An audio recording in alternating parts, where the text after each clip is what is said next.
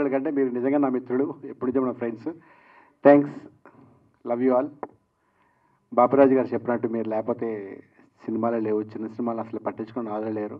మీరే దాన్ని ఎంకరేజ్ చేసి నెక్స్ట్ స్టెప్ తీసుకెళ్తారు. ఈ సినిమాని కూడా అలాగే తీసుకెళ్ళాలని మనస్ఫూర్తి కోరుకుంటున్నాను. ట్రైలర్ టీజర్ చాలా బాగుంది.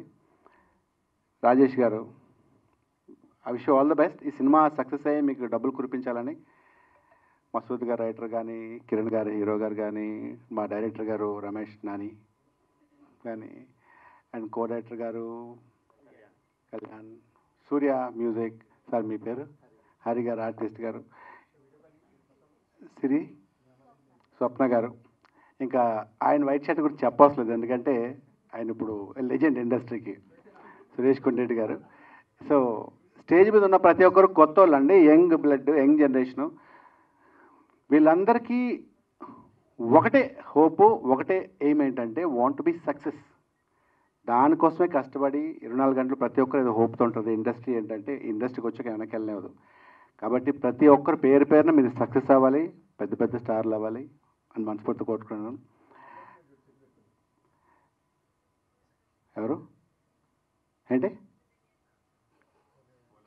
ఓకే, సో అది సార్, సినిమా ట్రైలర్ చాలా బాగుంది. ఇంకా coming to the point of Amardeep, నేను నీకు పెద్ద fan Amar. Honestly, no seriously, no చాలా బాగుంటావు, హీరోలా ఉంటావు.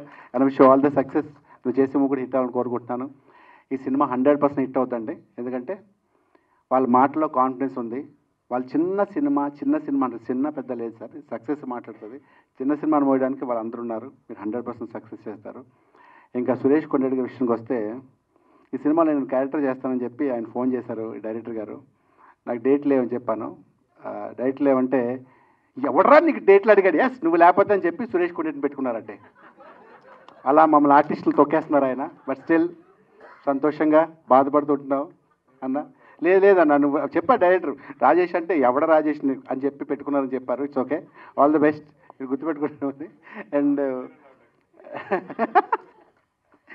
అండ్ మన ఎస్తర్, తనతోటి 1000 అబద్ధాలు మూవీ చేశాను, భీమవరం బుల్లోడం సినిమా చేశాను.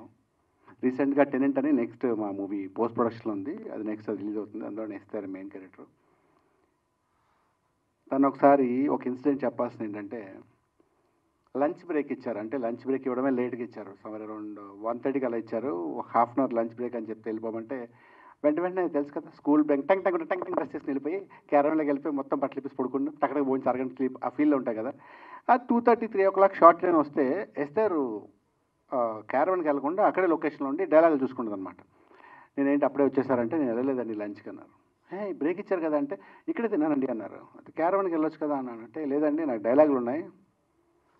క్యారవన్కి వెళ్తే ఎవరితో ఫోన్లో మాట్లాడడం, లేకపోతే మిస్డ్ కాల్స్కి అటెండ్ చేయడం, మెసేజ్లు చూసుకుని రిప్లైలు ఇవ్వడం, లేదా ఇంట్లోతో మాట్లాడాలనిపిస్తే టైం వేస్ట్ అవుతుంది.